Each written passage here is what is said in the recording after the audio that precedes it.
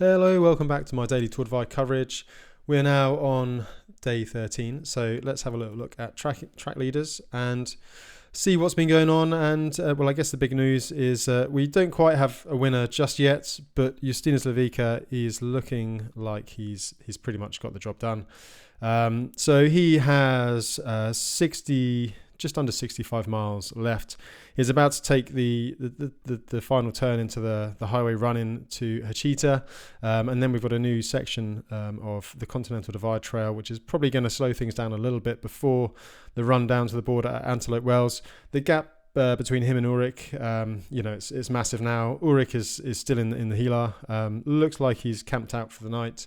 I think we're just before 3 a.m. local time at the moment. So Justinas is pushing through the night, and I think Ulrich has settled for second position. He is now, he's about 120 miles behind. So he's got probably another day or so. He'll be finishing tomorrow evening local time, I suspect. Both are well ahead of Mike's record. Dot is looking at the moment. It's 12 days, 19 hours. I suspect it's probably going to be another maybe 4 or so hours for Justinas, maybe 5 even. So I don't think he's going to quite dip under the 13 days. Maybe like at 13 days, 1 hour, 2 hours, something like that. So yeah. Going to have a new record. We're going to have a winner, first time winner for Justinas. I'm actually really pleased for him.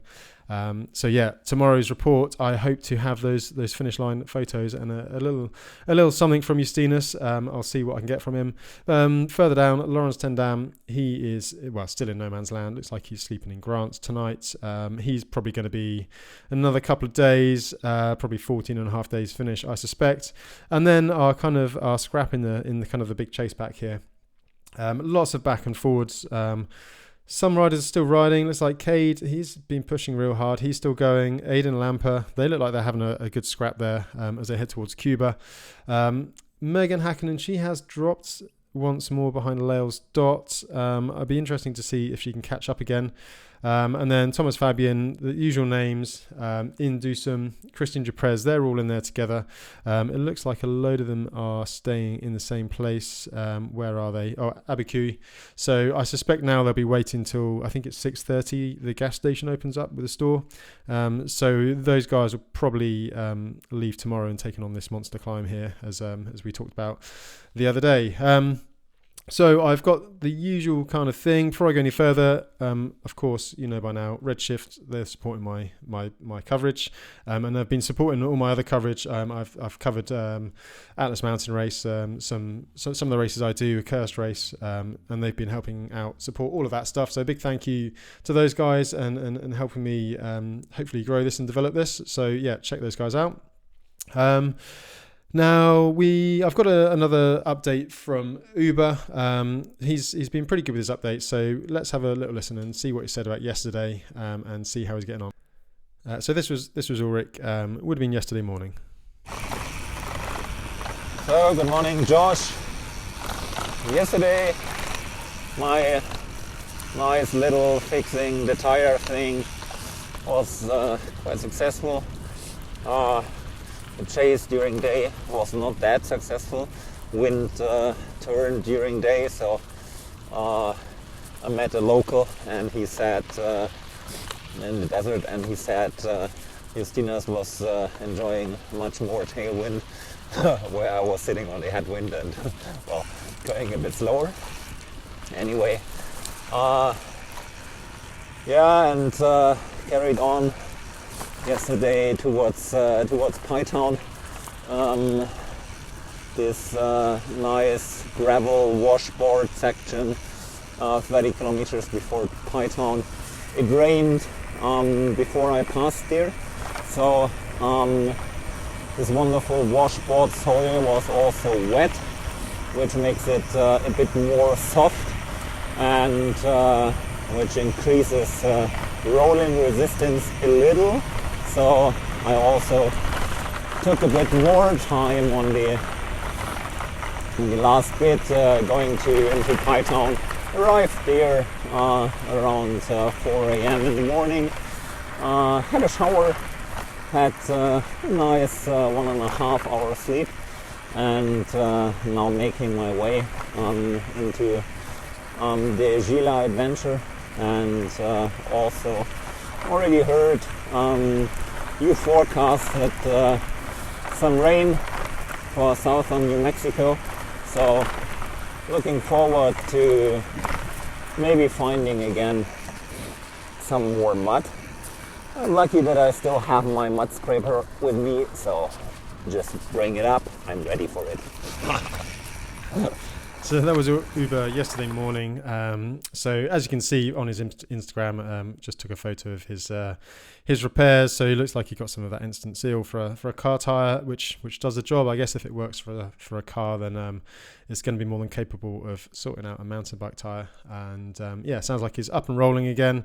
Got a little bit of rain. You can see from the photo here. This would be the big section. Maybe before Grant, somewhere like that. There's some clouds on the horizon. I did actually get a message from Justinus saying he got stuck in a bit of peanut butter mud before Pie Town. So this is where Uber stayed. I imagine it's Toaster House, which is it's kind of like a shelter on the Continental Divide Trail where you can stay and get a shower. So yeah, Uber, he's really slowed down. I do actually wonder if maybe he's been caught out by some rain. Sounds like Justinus got out of the Gila quite quickly. Let's have a look at Riva GPS for something a bit clearer. So the Gila National Forest. To be honest, from memory, the roads are a little bit more built up there, so not quite as muddy. But I've not experienced it in the rain. But yeah, the gap seems to have gone out quite quickly. I don't know whether Uber's had more problems or whether there's been a bit of mud. Obviously, once you get out and onto Silver City, there is a bit of dirt roads, but it sounds like Justinus got through pretty quickly. So I suspect that he didn't get caught by any rain. Or Uber might have just realized that the gap is gone now, so he might as well just roll in. So yeah, I'm sure we'll find out once the messages start rolling in. There's no signal in the Gila, so tomorrow hopefully we'll have both of them finished and we can get the lowdown on what's been going down over the last few days. Now I did get a little message from Justinus where he did tell me about the mud and stuff in Pie Town, but then he also gave me this gem. If you remember last year, he was absolutely plagued by mechanicals. His SRAM axis batteries died. He broke some spokes. He had a super lightweight Bontrager wheel on the rear. He was trying to save weight, and then he realized that actually maybe it's not so durable, and the spokes broke. And then his pedal came off the axle. So yeah, he seemed to be in quite good mood yesterday. This is what he had to say. Short but sweet. Oh, and one big thing that I've noticed, it's much easier to ride in New Mexico when you have two pedals and gears working and all spokes in your wheels. It's just different. So that was Justinus, and it looks like he's bringing it home now. Let's just see where he is at the moment. So he is currently, I see, he's just about to take the turn. I've actually got some video of this, so just to give you an idea of exactly what he's looking at. Obviously it's 4 a.m. at the moment, so he is approaching. He's on this section, probably very close to this dot. You ride along parallel to the freeway, and then you see the sign, Antelope Wells. The first time you see this sign, 1 mile, you basically turn right, and then you ride in a straight line for 50 odd miles on the road. Although this year there is a little bit of extra off-road.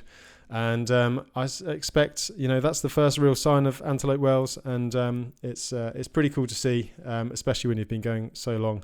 Although Justinus has been going a lot less time than than when I was doing it, for sure. So yeah, that's what's happening up front. I suspect he's going to ride through the night, but he'll probably be slowing down quite a bit now. So I expect just over 13 days for his finish time, which will be a new record. No fire diversions, no snow diversions, and so that will be an official record, and we'll have to wait for that to be confirmed.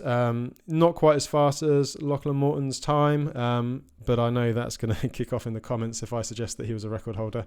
Obviously, there was a few kind of asterisks there because he didn't do Coco claims, and there was some fire diversions up north.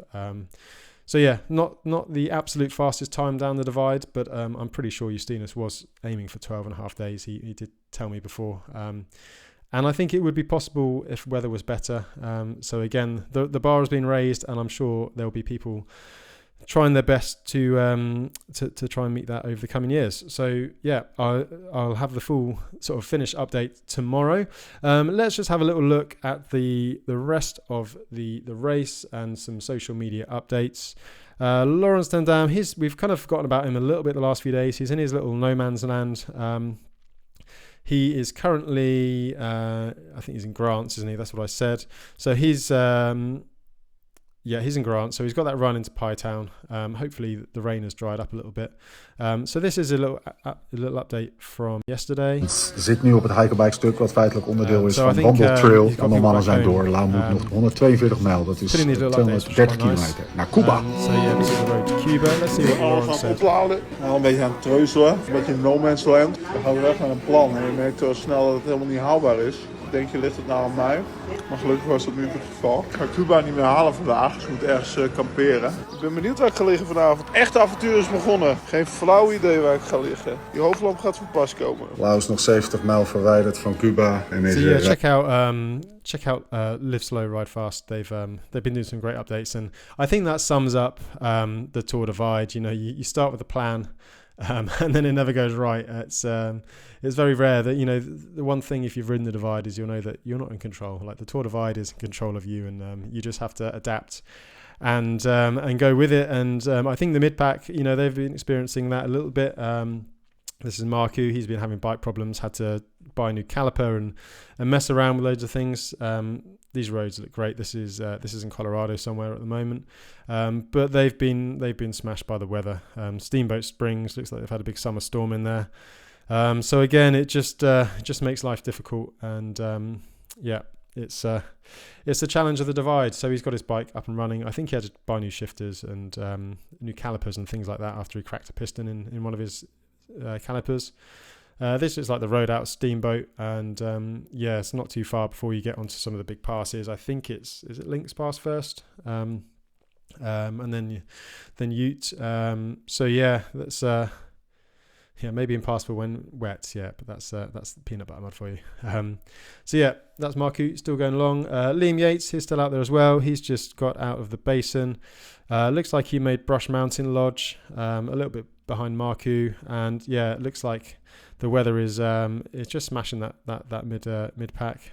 There's Kirsten's Pizzas, amazing, and yeah, look at that, grim. So there's a nice big pass after that, so he would have been in for a rough afternoon. And finally, Megan Hakkinen, let's just hear her little update.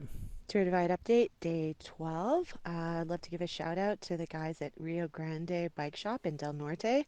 I got a puncture heading down from Boreas Pass yesterday. It was pretty bad. I used one Dynaplug and 2 bacon strips, and it seemed to hold until today when it busted open again. I put another bacon strip in there, but decided 4 was probably the max number of bacon strips, and this tire wasn't going to get me to Mexico without putting a tube in it. So rolled into Del Norte. Called at the bike shop on my way over. They swapped the tire over for a fresh one, lent me a bike so I could go do my resupply while they were doing all that, and just really, really cool dudes at the shop. So thanks for getting me hooked up for more riding bikes and having fun. Whoop, whoop! So that was Megan. She's been having tyre issues. If you're not familiar with repairing tubeless tyres, the things she's referring to, the bacon strips are these, let me put you on full screen. The bacon strips they're kind of like rubber plugs that you force into the hole in the tire with this little tool, and the Dyna plugs, it's a bit more sophisticated. It's kind of like a dart which you push in through the tire, and then there's the rubber strip on the end. So they're fairly good for a small hole in the tire, but when you get bigger cuts, like it sounds like Megan got, it's a little bit more tricky to repair. So yeah, she's got a new tire in Del Norte, so that's pretty cool, and some amazing views up there. And sounds like she's toing and froing with Thomas, and we've seen that on the dots as well. You're not necessarily riding with each other when you're like this, because the natural ebb and flow of the day means that you go at different paces at different times. You know, we're nearly 12 days in, and your body does what it wants, and sometimes it doesn't want to work. Other times you'll be absolutely flying. It comes and goes with energy levels, and you'll never sync up with another person. So yeah, they might look like they're riding together, but I'm sure that they're ebbing and flowing and catching each other at resupplies quite often. So yeah, that is all I've got for today. tomorrow we should have a winner. Justinus looks like he's on for the record. Looks like Uber's a solid second. So hopefully I'll bring you full updates and some images and some voice notes from the finish line tomorrow. So don't forget to subscribe. Tune in again tomorrow, and thanks for watching.